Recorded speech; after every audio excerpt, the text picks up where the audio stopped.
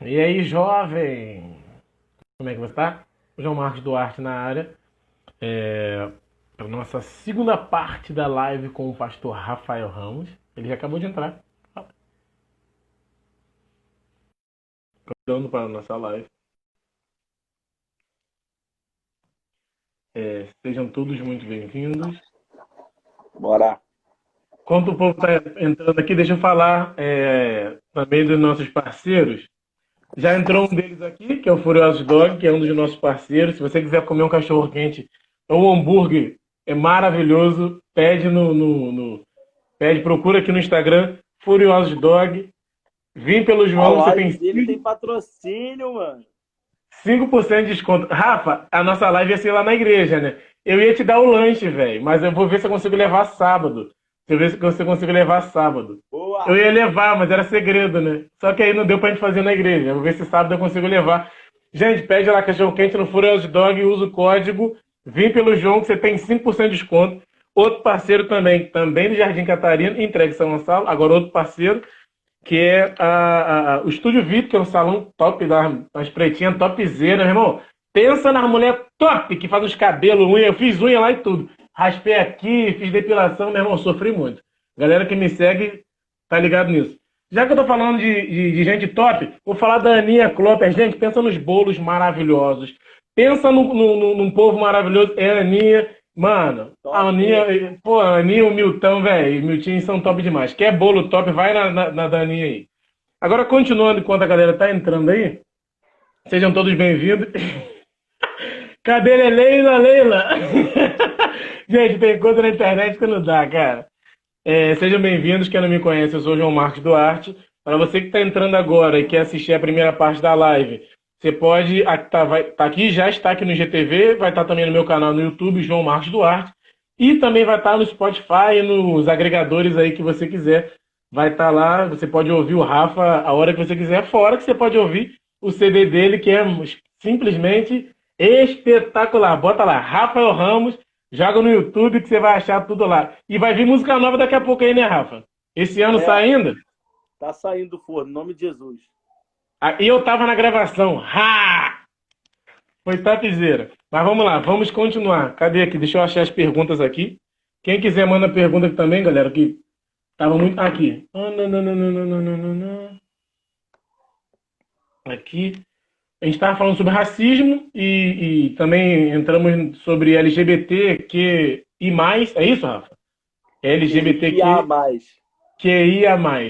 Cara, eu tento aprender esse negócio, minha memória é muito ruim. Eu vou anotar aqui para não falar besteira de novo. Não, mas se falar com LG. respeito a LGBT, a pessoa vai entender. Tá certinho. Tá aqui, eu prefiro anotar as coisas para não esquecer. Minha Claro. memória é ruim, então tem que anotar. É... Deixa eu fazer um agradecimento aqui. Eu vou agradecer a Nick, que é a secretária do Rafa. A Nick me ajudou demais a fazer essa live, que o Rafa, cara, eu tenho o WhatsApp do Rafa, eu sei onde o Rafa mora, eu tenho o Instagram, eu tenho o WhatsApp da mulher dele, do irmão, do cunhado, do pai, da mãe, eu sei onde todo mundo mora. Mas o Rafa é um cara muito difícil de se achar, porque o Rafa tá sempre na correria, ele tá sempre ocupado. Então, mas mesmo assim, é um cara que sempre que ele pode, ele tá te dando atenção enorme. Eu fui lá na igreja terça-feira e conversei com o Rafa. Rafa, tudo certo? Ele, ué, claro que tá, já não tá marcado. Desculpa, desculpa, claro que tá marcado. Então, agradecer a Nick, porque ajudou muito nisso aqui. Vamos continuar? O que líderes, aí o que você falou, esse negócio da escada é muito maneiro, né? Uma escadaria se lava de cima para baixo, ou seja, Uhum. o líder ele tem que ajudar, ele tem que estar dentro disso. Tem que ser um exemplo. Dentro disso, o que líderes podem fazer para diminuir a desigualdade racial nas igrejas? Pergunta da Letícia de Almeida. É, minha filha tá me gritando aqui, dá pra ouvir daí? Tá ouvindo a Aurora tá falando? Essa menina é maravilhosa, cara. Eu acho que algumas coisas você precisa observar. Você precisa estar mais atento a isso. Porque uma vez que você reconhece que existe, você precisa estar mais atento. Acho que todo líder precisa ficar um pouquinho mais atento a isso. Porque o problema é que a gente, muitas vezes, o líder finge que isso não existe. Finge que isso não acontece. Ah, não é isso não. Não, que isso, não é isso não. Não é isso não. Então, você tem você tem uma ótica, uma vista, você passa a perceber as coisas com mais sensibilidade. Você pensa, assim, ué, por que não sentaram do lado dela? Ué, por que não colocaram aquela menina ali? Ué, por que ela tem um termo que o pessoal do ativismo usa bastante, que é a solidão da mulher negra, e que eu às vezes percebo isso, sabe? Principalmente dentro da igreja. Às vezes a facilidade que uma menina branquinha tem de ir lá e rapidamente arrumar um namoradinho, papapá, papapá, papapá, e uma moça negra às vezes não tem a mesma facilidade por conta de um estereótipo europeu, né? Que todo mundo acha que aquela menina branquinha do olho azul é a menina mais bonita. E às vezes eu acho que isso parte até de uma conversa pastoral. Vou te dar um exemplo. Poxa, mano, percebi que você tá sem namorada, você tá conversando com alguém. E o cara, não, pastor, tô esperando em Deus. Pô, mano, mas você já tem 35 anos, né? Por que você tá esperando Deus esse tempo todo? Ah, pastor, mas aqui na igreja não tem ninguém. Cara, se você começar a citar o nome de pessoas, no meio lá tem umas meninas negras, e o cara às vezes vai falar, não, pastor, tá doido? Vem cá, tá doido por quê? A menina é inteligente, a menina tem emprego, a menina fez faculdade, e às vezes eu acho que é o papel do pastor perceber certas coisas que muitas vezes não são explícitas, mas estão incutidas no subconsciente das pessoas, né? Então, não vou namorar com ele não, não vou namorar Pô, com ela se não. falar que na Rema não tem gente bonita, é sacanagem. Na Rema tem gente linda, homem e mulher, meu irmão. Tá maluco? A Rema é a reunião de gente linda, pô. João Marcos tá mandando indireto para alguém. Não, tô falando sério, Rafa. Que isso? Não é indireta não, cara. A Rema tem muita gente linda, é verdade. Por dentro e por fora. Uhum. Mas aí eu diria, a minha resposta seria essa: o líder precisa estar mais atento. A primeira coisa que ele precisa fazer é estar mais atento, para ver se alguma atitude não é resultado, talvez, de um racismo, de uma acepção de pessoas, às vezes até na questão financeira, de você tratar super bem um cara que você sabe que tem uma grana boa, que dá uma oferta boa, e você tratar super mal uma pessoa que não. Às vezes eu observo até um preconceito mais ligado à questão financeira do que racial dentro da igreja. Muitas vezes uma supervalorização do filho do empresário. E aí o filho do empresário faz todos os ministérios, né? E aí o filho do irmãozinho pobre não faz nada na igreja. Então você como líder precisa estar mais sensível a isso. Eu só fazer um comentário aqui que o Lucas, esses amigos que a gente ganha como irmão, o Caslu é um desses, né? Lá da Rema. Qual é, João? 58 anos e tá solteiro ainda. Lucas. Vou nem comentar nada pra você, mas deixa pra lá. Porque seu tá guardado. Ele mandou mensagem pra mim aqui, João, puxa saco. Meu irmão, eu sou fã do Rafa. Todo mundo sabe disso. Onde eu vou, falo bem do Rafa e falo bem da Rema. Cadê? Muitos cristãos são propagadores do ódio quanto às religiões de origem. Não, isso aqui eu já falei, perdão. Ser negro no Brasil não é fácil. A igreja deve ser lugar de igualdade e amor. Ponto. Portanto, o que precisamos fazer para nos tornarmos definitivamente imitadores de Cristo? Boa, muito boa. Mais uma da Letícia. A palavra definitivamente ela é complicada porque imitador é alguém que está imitando, ou seja, a pessoa está num processo. Não quer dizer que a pessoa é Jesus ou que ela é perfeita como Jesus, mas ela está num processo ali. É um cristão, né? Então é um pequeno Cristo. A palavra seria definitivamente num processo de me tornar como Jesus, né? Então, a minha resposta é como nos tornarmos imitadores de Jesus, eu acho que é aceitar o processo. Para mim, tudo se resume à falta de humildade. Para mim, todo pecado tem origem no orgulho. A Bíblia diz que o orgulho precede a queda. Quando a pessoa fica orgulhosa, ela vai pecar. Com certeza ela vai pecar. Ponto final. Outro texto que é interessante, quando Jesus fala para... aliás, quando o apóstolo Paulo diz assim, olha, foi-me dado um espinho na carne para que eu não me ensoberbecesse. Ou seja, Deus estava trabalhando, estava tratando o orgulho de Paulo antes do orgulho acontecer. De tão perigoso que é o orgulho. Então, todo pecado, ele nasce dentro do orgulho, de você achar que sabe mais que Deus, de você achar que a sua decisão vai ser melhor que a decisão de Deus. E a mesma coisa com essa questão de ser imitador de Jesus, eu acho que a pessoa que não entra num processo de mudança é por causa do orgulho dela. E eu acho que a pessoa precisa primeiro entender, sou falho, sou pecador, sou o que sou, né? Perceber quem você é e você aceitar o processo. Se a pessoa não aceita o processo, e aí eu acho que as igrejas precisam também ser um pouco mais rígidas Porque no sentido de que, mano, se você não aceita o processo, se você não admite nem que está dentro de um processo, você aceita. Uma coisa é o não crente frequentando a igreja. O não crente frequentando a igreja, ele pode frequentar a igreja quanto tempo ele quiser sem mudar, se ele quiser. Se ele quiser frequentar a igreja sem mudar nada, ele não é crente, ele pode estar lá. Agora, o cara que aceitou Jesus, ele entra num processo de mudança. Então, como a pessoa que perguntou disse, definitivamente, para a pessoa definitivamente ser um imitador de Jesus, ele precisa aceitar o processo de que algo tem que mudar. Algo tem que mudar e tem que mudar todo dia. Sim, cara, sim. É isso. Galera, manda pergunta aqui na caixa de pergunta, por favor. E também continuem comentando. Cadê outra posição aqui? Golzinho fechado de novo. Qual é a posição ideal, teologicamente falando, das mulheres na igreja? Bom isso aqui, cara. Isso aqui é massa. Vai, Rafa. Isso é contigo. Eu só jogo. Vou falar da posição da nossa igreja e da interpretação que a gente tem do texto bíblico. A Bíblia é explícita quando ela fala contra a liderança única de mulheres dentro da igreja. Isso é bem explícito, não tem muito como você correr disso. Agora, a interpretação que a nossa igreja, a gente tem disso é que uma mulher pode sim ser pastora, pode sim ser ministra, desde que acompanhada pelo seu marido, né? Desde que seu marido também o seja. Então, a gente não concorda, e aí isso é uma coisa bem, bem fácil de entender, bem simples de entender, a gente não concorda com mulheres que assumem o pastorado sozinhas, né? Claro que existem exceções, poxa, teve um caso recente, o pastor Haroldo da Nova Vida de Alcântara faleceu, a pastora Dulce assumiu. Isso é natural, isso é normal. Na Nova Vida de Santa Catarina foi a mesma coisa também. Isso é normal, isso é natural. É diferente de uma mulher que nunca assumiu um casamento, se casou com alguém, e aí ela vai lá assumir o pastoreio solo, o pastoreio sozinho. Então a gente entende que a mulher pode pastorear, ela pode ter voz ativa e pode ter voz de autoridade na igreja, mas para isso ela deve estar acompanhada do seu marido. Isso é bíblico, é o que a Bíblia diz, e é a saída equilibrada de interpretação para esse texto. Muita gente interpreta o texto e vai dizer que não, mulher não pode ser ministra coisa nenhuma, a mulher tem que ficar calada dentro da igreja. Outros vão dizer que não, a mulher pode fazer o que ela quiser. Assim como o homem não pode fazer o que quiser, o homem, para ser pastor, a Bíblia diz, tem que ser marido de uma só mulher. Tem uma lista de requisitos de como um pastor deve ser.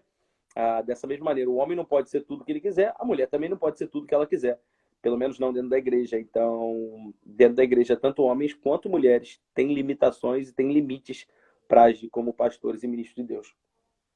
O apóstolo Paulo fala isso para Timóteo, né? Jovem pastor na época, e o apóstolo Paulo fala para ele. Eu lembro que ele fala isso: ser homem de uma só mulher, não ser chegado a bebida forte. Está lá em 1º e 2 Timóteo, ele fala claramente sobre esse tipo de coisa. É um bom exemplo, não só por ser a visão da igreja, a sua mãe é pastora e o seu pai também é. A sua esposa, a Bia, é pastora, para mandar um beijo para a Bia e para as suas filhas. E você também é pastor. Então, assim, eu acho isso massa, né, cara? Eu acho muito legal porque é uma ajuda. Eu lembro quando, por exemplo, há um tempo atrás, no início da pandemia, da quarentena, tava tendo live todo dia lá na Rema. E live online. Teve uma que teve, acho que por um mês ou umas 3 semanas que eu me recordo, ou mais, foram lives de você com a tua esposa, com a Bia, só respondendo perguntas sobre relacionamentos e tal. Então, porque assim, vou dar um exemplo.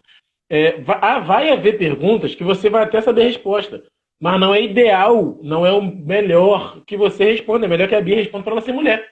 Você vai ter resposta. Mas talvez seja ideal ela, ou questão de aconselhamento. Vai ter resposta mesmo, né? Que eu não vou saber mesmo. Tem coisas que a gente nunca vai entender, porque a gente não é mulher, pô. Então, assim, tem coisas que não tem como. Então, assim, interessante que o apóstolo Paulo, quando ele fala sobre isso, ele abre uma exceção muito interessante, que ele diz assim: a mulher é liberada do ministério de mãe. Que é... Aí que, para mim, a interpretação ela é aberta, que não é mãe de uma pessoa, mãe de um filho, mas é aberto o ministério de ser uma mãe, de estar ali junto com o marido, apadrinhando aquela igreja, apadrinhando aquela família de filhos na fé. Vou pegar uma pergunta que eu tinha visto aqui, deixa eu achar aqui. Tem várias pessoas entradas, tal.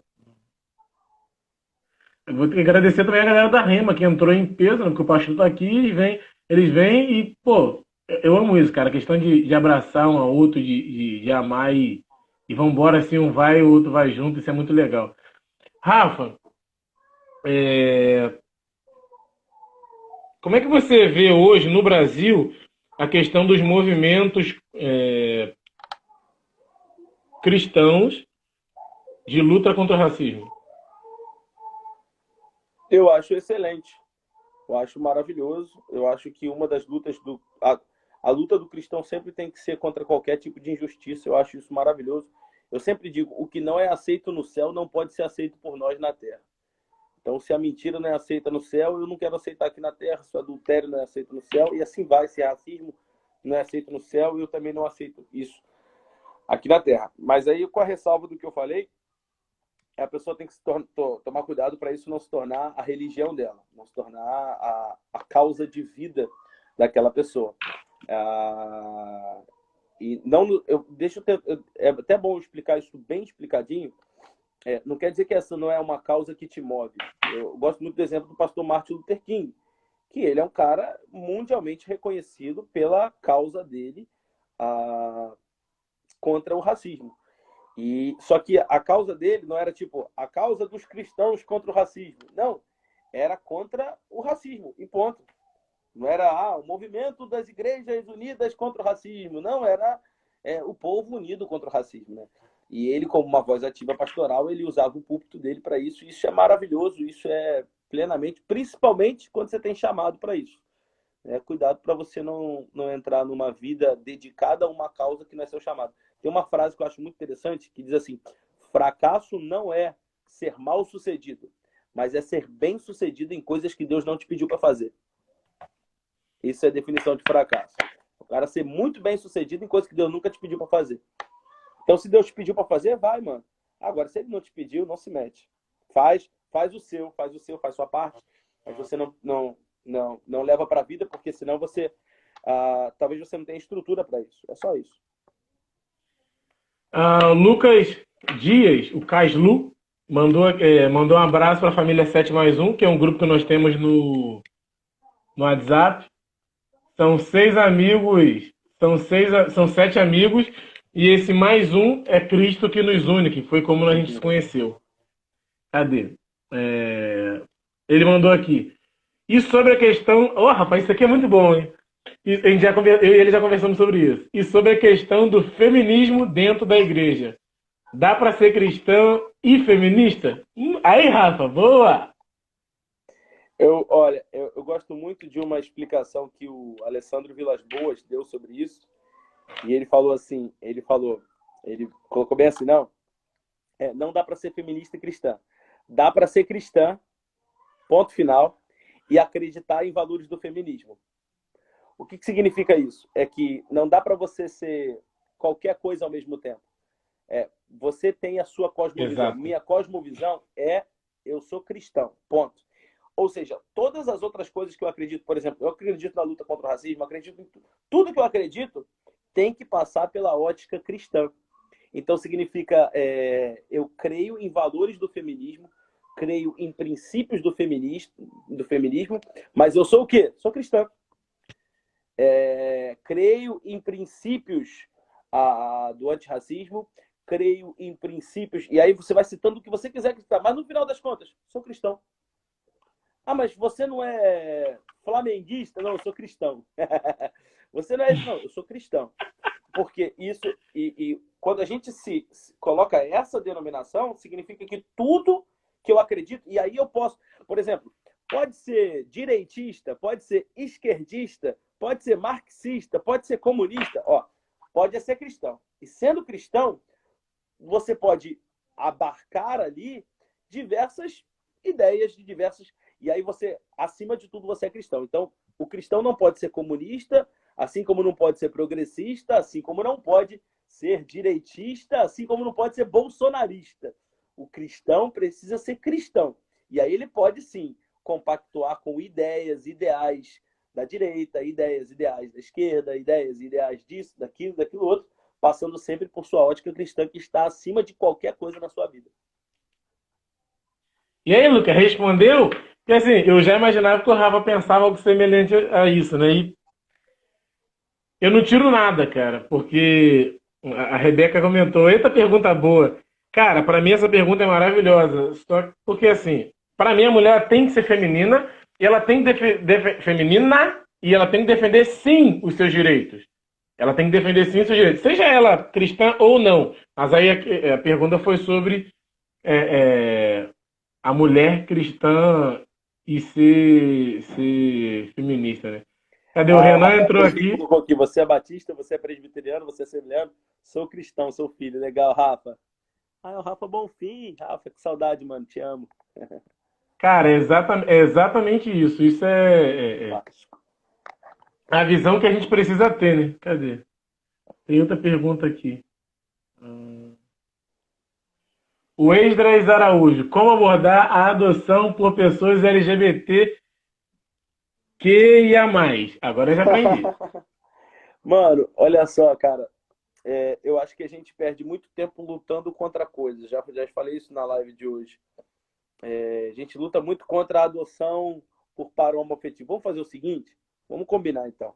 A gente não vai mais falar nada contra a adoção por par homoafetivo, mas em compensação a gente vai adotar prioritariamente crianças acima de 5 anos, que são as crianças preteridas, as crianças que ninguém pega. Tem um dado muito interessante, muito. Cara, bota isso na internet, você vai ficar chocado. Eu vou falar arredondado, porque eu não me lembro o número exato, mas vou falar arredondado. São aproximadamente 9 mil crianças órfãos, sem pai, sem mãe, morando em abrigo hoje no Brasil. É um número baixo, se você parar para pensar. Não é um número tão alto. Eu pensava que era tipo milhares. Mano, 9 mil e pouco. É o número que eu vi esses dias. E o número de casais que já tentaram, se eu não me engano, gira em torno de 40 mil. E aí vem a pergunta, peraí, é o quê? É burocracia que não deixa esses casais adotarem? Não, é porque 90% dos casais só aceitam crianças de colo, não aceitam criancinhas maiores. E só 5% das crianças disponíveis para adoção são crianças abaixo de 5 anos de idade. Todo o resto é acima. Ou seja, as pessoas... Agora, olha que dificuldade. As crianças acima de 5 anos não são adotadas por ninguém. Então já é difícil elas serem adotadas. Aí um casal homoafetivo quer adotar essa criança. A igreja vai lá e fala o quê? Não pode. Aí então eu faço uma proposta, e a proposta é o seguinte: a gente vai juntar um grupo de advogados. Duvido, mas duvido. Toda vez. Vou até falar sério para a galera entender. Toda vez que um par homoafetivo for adotar uma criança, a gente vai fazer um processo, então. E vai proibir, não vai adotar. Só que aí, obrigatoriamente, algum casal da nossa igreja vai ter que adotar. Será que a gente vai conseguir? Então, a gente está preocupado demais em proibir coisa sem pensar em como fazer, entendeu? Em como ajudar, em como fazer com que não seja mais necessário, sabe? E volto a dizer, não quer dizer que eu concordo legalmente com a adoção por par homoafetivo. Eu acho... deixa eu até falar uma coisa jurídica aqui muito legal, João. Fala A aí. adoção por par homoafetivo no Brasil é permitida. Você tem diversas crianças que são adotadas por pais homossexuais. Isso é muito interessante.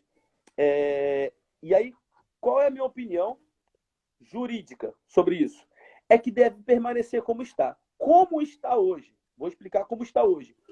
Um par heterossexual tem um pouco mais de facilidade do que um par homoafetivo para conseguir uma adoção. O par homoafetivo precisa instaurar um processo um pouquinho mais meticuloso. Por quê? Porque, obviamente, um par homoafetivo tem especificidades que um hétero não tem. É só isso.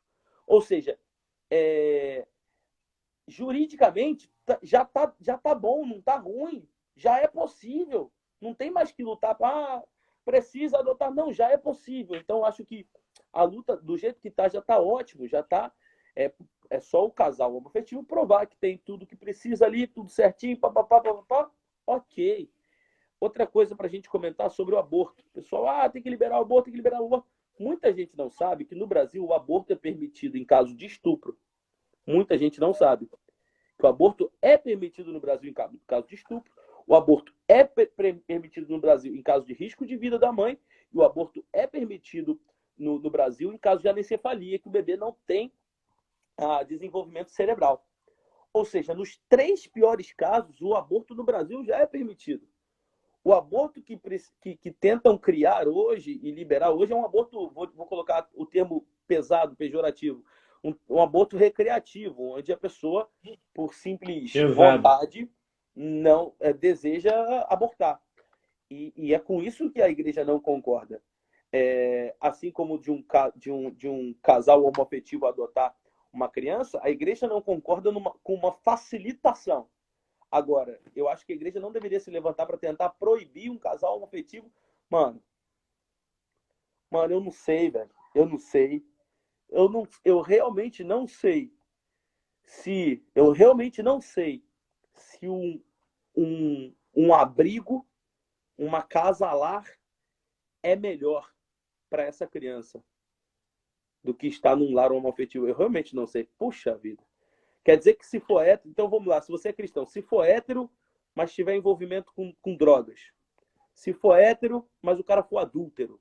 Se for hétero, mas o cara for de religião de matriz africana. Já que os crentes às vezes não gostam, né? Fica reclamando. Então, e aí? Então, mano, a gente tem que lutar mais a favor do que contra. Amém. Falei muito, desculpa. Não, para mim é perfeito. E a minha opinião quanto a isso é muito polêmica. Eu tenho visto muita gente falar e eu tô lutando para não gravar um vídeo, porque se eu gravar vídeo vai dar um problema e talvez até goste. Se você falar na live, fica gravado, hein? Não, eu tô ligado e eu quero que fique gravado. A ideia é essa, vai estar no YouTube e nos agregadores aí, Spotify, Apple Podcast, Google Podcast, vai estar em tudo. E aqui também no IGTV. Rafa,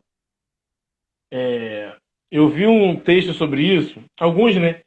E um deles falava o seguinte: porque ao invés de ficar criticando a Natura, que é ação de marketing, que é um marketing top que eles estão fazendo, tá? Você paga uma pessoa. Mais cresceu no Ibovespa hoje? Não foi na Bolsa, sei lá, um negócio assim?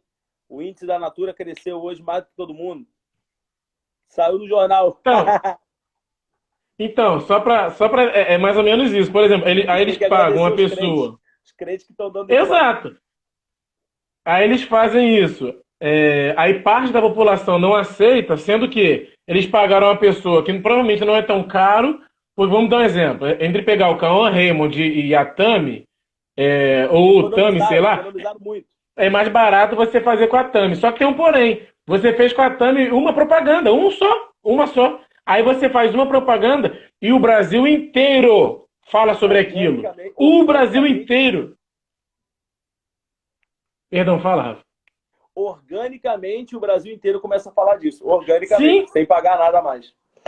Você paga um anúncio e todo mundo faz para você de graça. Ou seja, é o sonho de todo marqueteiro. Eu estudo um pouco de marketing e já trabalhei com isso e trabalho com isso. E você também é envolvido com isso nas coisas diretamente da igreja. Cara, o nosso sonho é o seguinte: a gente precisa fazer divulgação orgânica, e que no caso, para quem não conhece o termo orgânico, é o de graça. E aquilo é como se fosse o pago. Porque aquilo está divulgando. Meu irmão, você vai procurar nas hashtags hoje do Twitter, Trend Topics, nas hashtags do Instagram, do Snapchat, do Facebook e do Raik e o Parta, só se fala de Natura e Tami. Ah, não, mas é o Tami, é a Tami. Minha opinião, quer que eu seja sincero e pesado na minha fala? Seja um homem sério de Deus, seja um pai verdadeiro, seja uma mãe verdadeira, seja um bom pai. Adota as crianças, vai lá, adota o que o Rafa falou, de 5 anos. Eu vou dar você pior. Vou dar um dado que no culto que a gente estava junto sábado no Rio foi falado. As crianças acima de 10 anos raramente são adotadas. Adota uma criança de 10 anos de idade, acima, 10, 12 anos, aí eu falo, tá bom, aí a também não tem direito. A partir do momento que você adotar, não vai ter pra ela adotar. É isso que você quer? Então para de falar e faz sua parte. Eu fico bolado porque as pessoas falam assim, não, mas não pode adotar. Ô amigo, olha a educação que os gays, lésbicas e LGBTQIA+, dão para eles. Eles investem, eles cuidam, eles dão amor. E você quer dar ódio para eles, amigo. O importante é o amor. A Bíblia diz que o importante é o amor. Você quer dar ódio? Eu prefiro dar amor. A gente precisa construir essa cultura da resposta, né? E não da revanche. como eu falei no começo. A gente sempre quer dar uma revanche, vamos vingar, vamos fazer o contra agora, vamos fazer isso. Não, vamos dar uma resposta para isso como igreja, vamos nos posicionar como igreja. Volto a dizer que eu não sou contra o boicote, eu já deixei de usar coisas cujas marcas eu não concordo. E vou dizer uma Eu coisa, também. isso é interessante porque a galera ativista reclama muito do boicote que os evangélicos estão propondo, mas são eles que toda hora fazem boicote. Boicote é gente que faz testes em animais. Boicote é a gente que não usa, que usa plástico na produção. Boicote é a gente que não empregou tal tipo de pessoa. Então, um boicote ele é sempre legal, juridicamente falando, ele não é nada ruim se você não concorda com os princípios e valores da marca. Agora, realmente, às vezes a gente fica dando marketing para eles. Amém? Falando. É exatamente isso. O Matheus é muito inteligente, né, cara? O Matheus falou aqui. O jogo do marketing, ainda mais no on, é exatamente essa como é? Vitalização. E o Online. povo com dor de cabeça por causa do amado. Cara, eu penso assim, você quer fazer um boicote, você quer... eu discordo da Natura. Amigo, tudo isso é marketing. Eu tava vendo um vídeo do Rica Perrone hoje, que eu tava pensando sobre isso, e o Rica Perrone é um jornalista espetacular. Várias coisas eu concordo, várias coisas eu discordo, mas normalmente é vitalização. Obrigado, Matheus. E várias coisas eu concordo e discordo do que ele fala, mas ele falou o seguinte, cara, o que a Natura... Ele falou isso que eu acabei de falar, isso é a minha fala baseada no que o Rica Perrone falou. A Natura apenas fez um marketing grátis. Ela pagou 1 e ela teve 1.000. Porque vocês estão dando ibope para ela. Vocês estão dando fazendo o orgânico para ela. Não precisa nem se divulgar, que vocês já estão divulgando para ela. Uhum. Sabe por quê? O Rafa acabou de falar. Subiu, amigo. Vai comprar uma ação da Natura hoje, que você vai ver o valor. O William fez um comentário que é interessante. Boicote faz parte, é coisa do mercado. Exatamente. Se de alguma maneira os consumidores não concordam com os pilares, com os princípios daquela marca, boicote. E boicote é parte, né? Mas amém, é isso aí. O Lucas fala aqui, ó, crente sempre patrocinando o levante das paradas. Porque cada época do... Gente, é só você parar e pensar. Isso é marketing geral.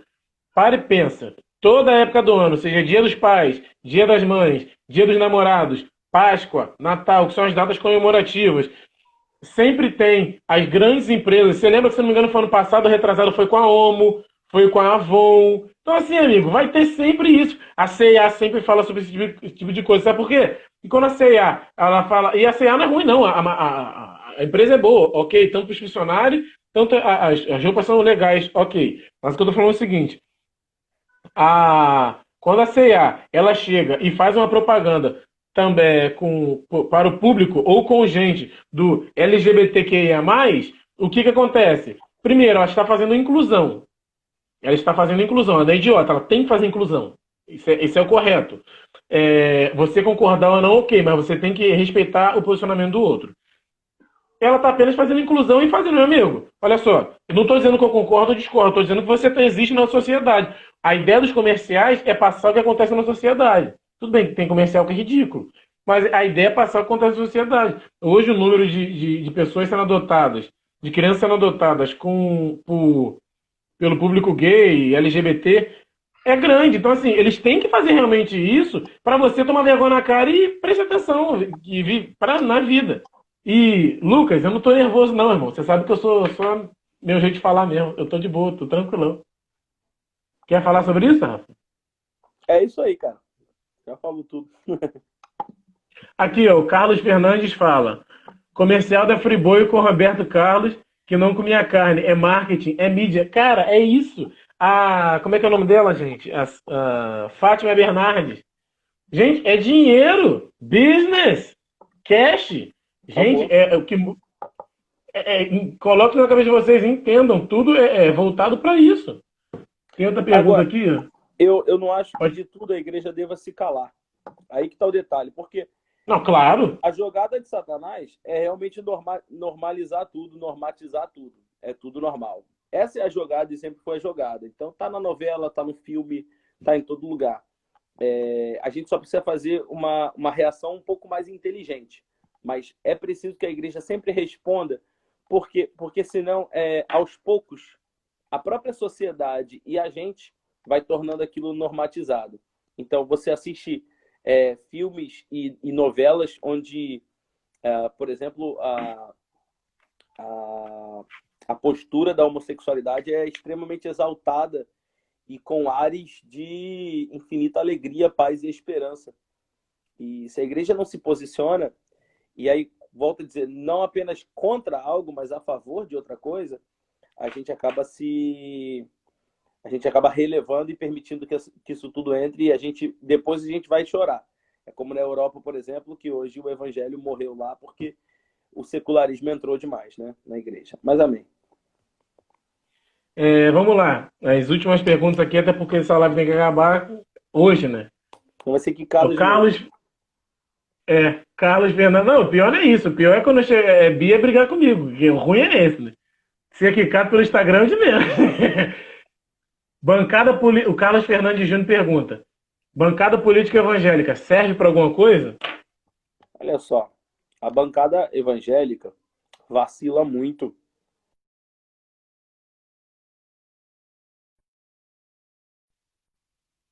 O cara tá lá. Vocês estão me ouvindo aí? Travou alguma coisa aí? Tá tudo bem aí? Não, tá ouvindo perfeitamente. Perfeitamente. Então beleza. Então, eles dão muito mole porque pensam mais na religião do que propriamente dito no que é bom para o povo. Ok, tendo dito isso, há de se reconhecer que em questões explícitas à religião, eles realmente já tiveram um papel importantíssimo e muitas vezes foram chave. Eu vi um debate uma vez do Silas Malafaia sobre aquele PL 122 do casamento homossexual e tal, e aí ele falou assim, vou ler a lei, né, junto com uma pessoa do ativismo, né? E aí ele foi ler a lei e ele falou assim, aí lá na lei estava que qualquer ministro religioso que se recusasse a praticar um casamento homossexual deveria ser punido, mais ou menos assim, resumindo, né? E aí o cara ativista falou assim, não, isso nem faz parte do texto atual da lei, esse texto que você está lendo é o texto antigo da lei, que nem vale mais. E aí o Silas falou assim, só que esse texto antigo só não passou porque a gente fez barulho, porque se a gente não tivesse feito barulho, teria passado. Então quer dizer que, eu vou usar uma frase que, com tudo de todo mundo, mas uma frase que o Bolsonaro uma vez falou, que ele falou assim, jogo atacante, é goleiro também. Significa que eu concordo que a bancada evangélica vacila muito porque não ataca nos pontos que precisavam atacar, não toca nos pontos que precisavam tocar, mas já fez muito bem defendendo pontos que precisavam ser defendidos. E graças a Deus por isso. Ponto. Perfeito. As últimas perguntas, está acabando aqui. Cadê? O William mandou. Quais suas referências teológicas? Pregadores, pastores, teólogos, etc. Mano, pastores, vai. Pastores, meu pai. Aí é apelação, Rafa. Oi? Aí já é apelação. Não, mas eu vou falar. Não, Mas tá pastores. certo, tem que falar mesmo. Pregadores, eu posso até citar outros nomes, mas pastores, meu pai. Eu tenho aprendido muito a admirar a vida das pessoas, sabe? Tipo assim, a vida real da pessoa. Porque é ela que vai me dar o exemplo, o fundamento para eu construir minhas vivências, né? Porque muitas vezes a obra da pessoa, o que a pessoa escreveu, o que a pessoa falou, às vezes não vai me dar a base que eu preciso. O que eu preciso é... Uma vez, um grande pastor, o pastor o Dan Duque, a gente estava numa reunião com ele e ele falou pro meu pai assim, ele falou assim, Paulo, o que você quer de mim? Falou pro meu pai. E meu pai falou assim, eu preciso de um Assim? mentor para me ensinar e me guiar no caminho e tal. Aí o Dan falou assim, mas por que você acha que precisa de um mentor? Aí meu pai começou a falar, não, porque com um mentor isso. E aí o Dan falou assim para ele, então você não precisa de um mentor, você precisa de um pai. E é o que a nossa geração precisa. Ótimo. Assim, é até o que o apóstolo Paulo falou. Vocês têm muitos mestres, mas tendes poucos pais. Significa que eu tenho muitos teólogos que eu admiro, tenho muitos pregadores que eu admiro, mas eu preciso reconhecer os pais que Deus colocou na minha vida. Vou até aproveitar para falar uma coisa que eu falei esses dias na igreja. A gente valoriza mais a profecia do que o profeta. Isso significa que qualquer pessoa, a gente valoriza mais algo que um cara no meio da rua fala. Ou seja, você está no mercado, todo mundo gosta. Você está no mercado e alguém chega do seu lado, eis que te digo, meu servo. A gente gosta disso. Mas a gente não valoriza a palavra profética colocada na boca de quem é a autoridade direta sobre nossa vida. Nosso pai, nosso pastor, nossos líderes. Porque a gente tem a mania de valorizar mais a profecia do que o profeta. Então, minha recomendação é: valorizem mais quem é o profeta que está falando do que o que está falando. Então, a pessoa pode falar a coisa mais mirabolante do mundo. Você olha para ele e fala assim: quem é você para falar isso na minha vida? Você não tem autoridade para falar isso na minha vida. Você nunca me viu na vida. Ah, mas eu estou falando em nome de Deus. Você é profeta. Eu não te conheço. Então, eu vou medir a profecia não pelo tamanho do conteúdo dela, mas pelo tamanho do pastor. Perdão, pelo tamanho do profeta. Então, se a profecia é desse tamanho, só que o profeta é desse tamanho, então a profecia, o valor daquela profecia também para mim é desse tamanho. Ah, você vai para os Estados Unidos, você vai construir. Mas quem que falou isso para mim? Desse tamanho? Então, para mim, aquela profecia tem esse valor desse tamanho. O oposto também é verdade, né? Ah, você vai ser... você vai ser fracassado, você não vai valer nada, sua vida não é nada, blá, blá, blá. Se isso vem de um pai, vem de uma mãe, opa, meu Deus, perigosíssimo. Agora, se vem do cara da rua, que eu nunca vi na vida do quinto dos infernos, você vai ser um desgraçado. Gente, não precisa nem amarrar em nome de Jesus, não. É só perguntar quem é você na fila do pão. Quem te deu Jogou autoridade para falar aonde? algo sobre minha vida? Acabou. Vou falar igual o pessoal fala, jogador de futebol fala. Jogou aonde, cara? Você é conhecido aonde? Cadê? O William fez outra pergunta aqui muito interessante. Que já falta só a do William e a da Rebeca. Que o cristão. Ah, não, isso aqui eu já li, Essa já perdão. Foi uma das primeiras lá. Rebeca pergunta: qual deve ser o posicionamento da igreja no caso de aborto por estupro? Já conversei muito com a Rebeca sobre minha opinião sobre isso. a questão é a seguinte. Eu acho que a igreja precisa, nesse caso, acima de tudo, volto àquele negócio de ser contra, ser a favor. Eu acho dificilmente uma menina que tem o apoio total, mesmo em caso de violência, o apoio total. Eu conheço, por exemplo, o caso de um pastor chamado Neil Anderson, americano ele. Olha a história rapidinho, coisa rápida. A filha dele, filha de pastor, voltando acho que da igreja ou da faculdade, foi violentada. E ela chegou em casa arrasada e os pais acolheram ela. E nos Estados Unidos é pior ainda porque o aborto lá é permitido em todo tempo. E por qualquer razão o aborto é permitido nos Estados Unidos. E ela Mas em falou, todos os pai... estados? Oi? Em todos os estados? Mano, eu não tenho certeza, pelo menos na maioria deles. Eu acho que é permitido sim, mano.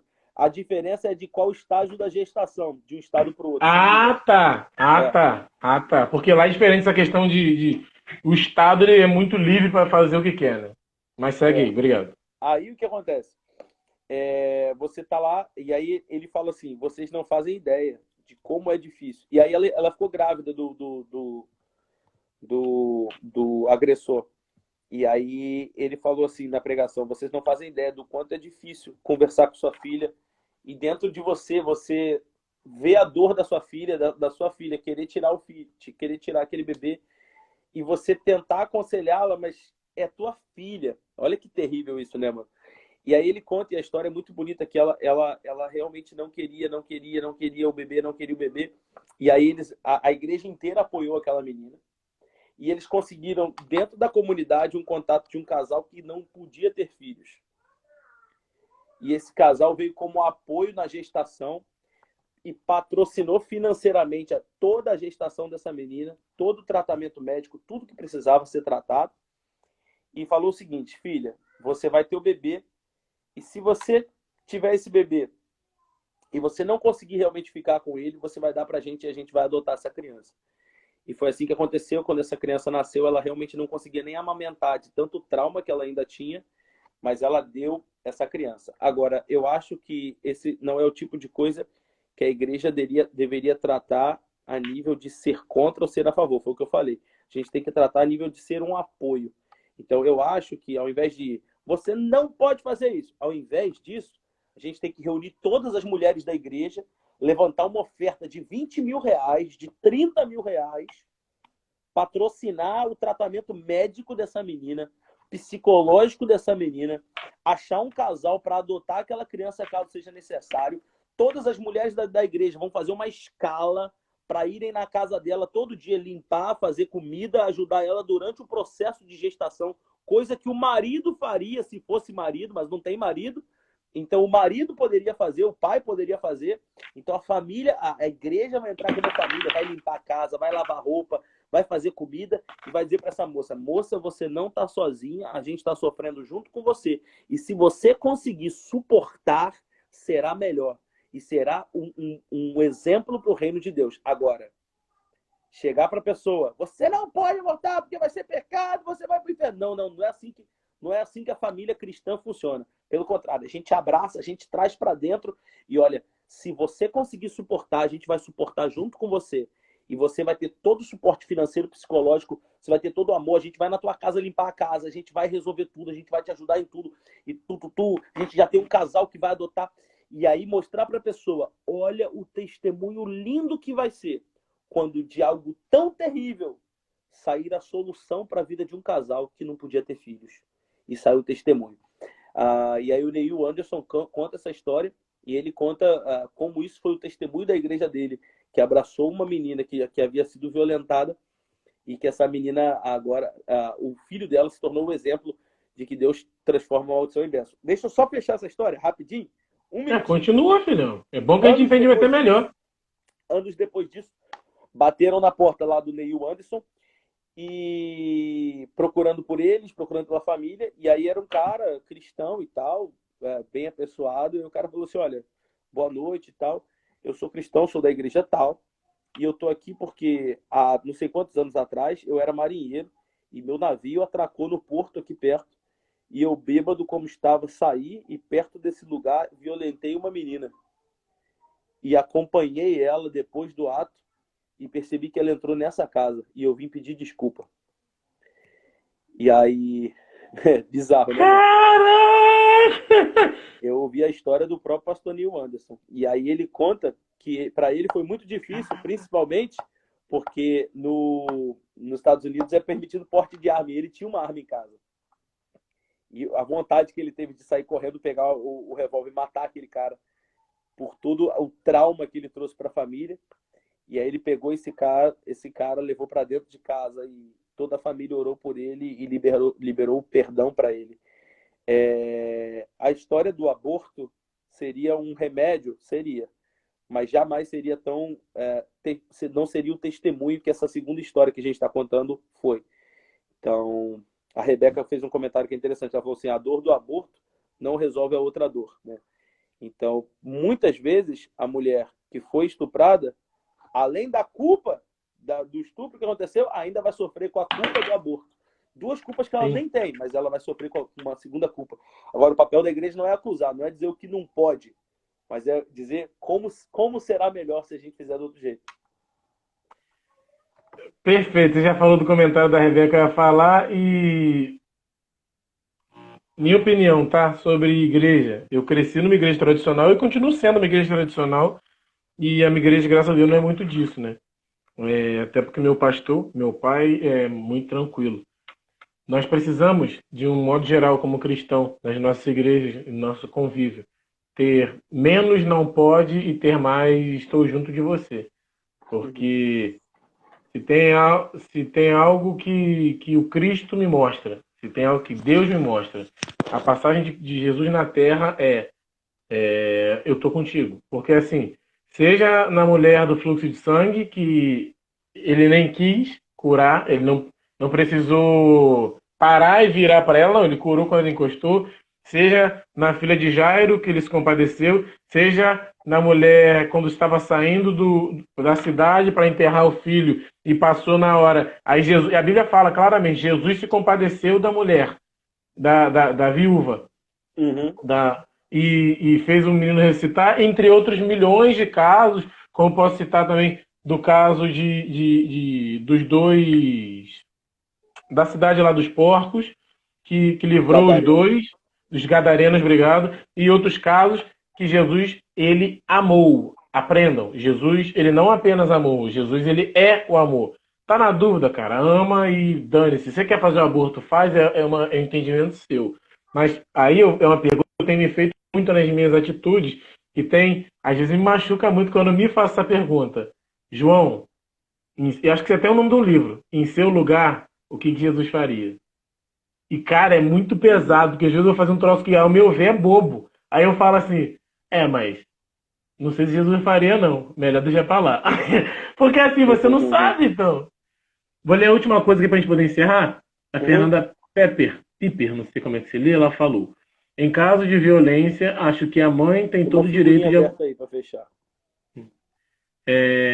Em caso de violência, acho que a mãe tem todo o direito de abortar.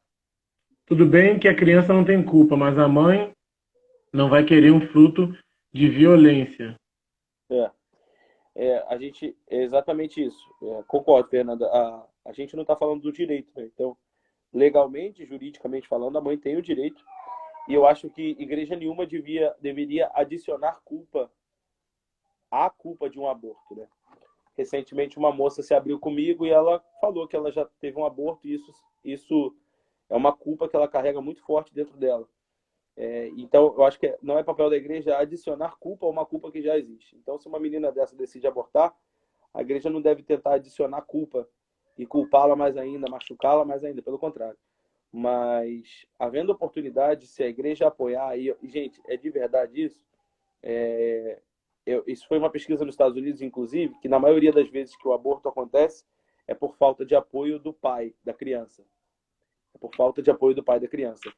Então, se a gente traduzir isso para um caso de violência, e isso não é igual, eu sei que não é igual, mas muitas vezes a falta de apoio, a falta de suporte de toda a família, e é o seguinte, filha, vamos tentar, se você não conseguir, tudo bem, mas vamos tentar aguentar 9 meses, os 9 meses mais terríveis, sei, mas paga o preço para que outra família tenha a alegria de ter um filho que eles não podem ter. Então, mas isso, mano, é uma construção muito grande que a igreja tem que ter. A igreja, as mulheres da igreja, as mães da igreja, deve haver um espírito de misericórdia muito grande. Deve haver um espírito de aconchego, de não, vem para cá, eu vou te ajudar, eu vou na tua casa, eu vou te levar na obstetra, eu vou te levar na ginecologista, eu vou te levar lá, eu vou te levar no pediatra, eu vou te levar nisso, eu vou te levar naquilo. Não, eu vou estar com você no dia. E todo esse apoio que é necessário. Oi? Foi? Estão chamando aqui já, hein? Então, não, já era pra... Os moleques estão mandando mensagem no grupo aqui, não, a live tá boa, não, mas termina porque tem criança e tal. Mano, eu tô pedindo desculpa aqui, eu vou pedir desculpa à Bia também no sábado, se caso ela esteja lá. E tô pedindo desculpa a você porque não era para se estender tanto, mas os assuntos foram bons. A ideia era começar um, mas eu sabia que não ia ficar um assunto só, porque a galera ia te perguntar, tanto a galera que te conhece, tanto a galera que te conheceu aqui agora. Galera que vem através do Instagram do Rafa, caso queira e possa, segue o nosso perfil. Você vai ver muita coisa aqui de futebol, você vai ver sobre opinião sobre diversas coisas. Live sobre diversas coisas, a gente está marcando aqui a live com humorista, está marcando live com outros pastores, está marcando live sobre diversas coisas, jogador de futebol, diversas profissões, Lucas psicólogos. deu a bênção apostólica aí, ó. Cadê? João, que a graça do nosso Senhor. Calma aí, calma aí. Amém! Lucas, você não é pastor para dar, tá? Desculpa, você tem que fazer 4 anos de teologia igual o Rafa fez. Fala lá no Secan que o Rafa te dá aula. Boa, boa. Então, assim, eu vou agradecer a você por essa live aqui, Rafa. A galera que quiser assistir depois vai estar no IGTV, vai estar no canal do YouTube. Eu vou postar daqui a pouco no canal do YouTube e também nos agregadores. Procura lá sempre João Marcos Duarte. Agradecer, como eu falei, os nossos parceiros, Furiosos Dog, Estúdio VIP, Rota 66, que entrou há pouco tempo atrás, que é uma autopeça em Santa Luzia. Eu sempre tento focar nos locais aqui por perto, né? Aqui em São Gonçalo. E também a Use Atlântica, que é uma camisaria maravilhosa, uma empresa que faz camisas do Rio Grande do Sul. E daqui a um tempo vocês vão ver minha camisa chegando aqui. Eu vou mostrar pra vocês aqui bagulho top. Rafa, me cobra de levar seu cachorro quente no sábado. Você vai estar sábado lá? Vou, fechado. Então, sábado leva seu cachorro quente. Eu vou pedir pro Furioso entregar lá. Tamo junto, galera. Muito obrigado. Ah, todos esses que eu falei, você pode procurar aqui no Instagram. E sempre use o código Vim pelo João, que você tem de 5 a 10% de Uau. desconto. Galera, tamo Aqui, junto. deixa eu Fala fazer um comigo. jabá. Não, não sei que Pessoal, você não fez ainda. sábado, nosso culto jovem, quero que você esteja lá com a gente, às 8 horas. A gente transmite no nosso canal do YouTube, que se chama Família Rema. Só você procurar com RH, Família Rema. Procura lá que você vai achar nosso canal, tem várias palavras lá muito legais. Se você não me segue no Instagram ainda, segue aí que vai ser legal ter você por lá. Tamo junto. Rafael tem pouca gente, apenas 52K. Mas é pouca gente. Eu tô lutando pra chegar nos 2K. Aí, ó, o Lucas falando, alô, alô, produção. Ó, eu acho que você tá dando pouco trabalho pra produção, tá? O Lucas tá fazendo pouca coisa. Cara, Bota eu aí pra ele faço trabalhar mais. mais. Gente, tamo junto. Amo vocês. Rafa, muito obrigado. Beijo pra Bia, beijo pras crianças. Suas filhas são lindas, sua família é uma família abençoada que sempre me abençoou. Amo vocês. Tamo junto, galera. Valeu! Tamo junto. Valeu, Rafa. Beijão.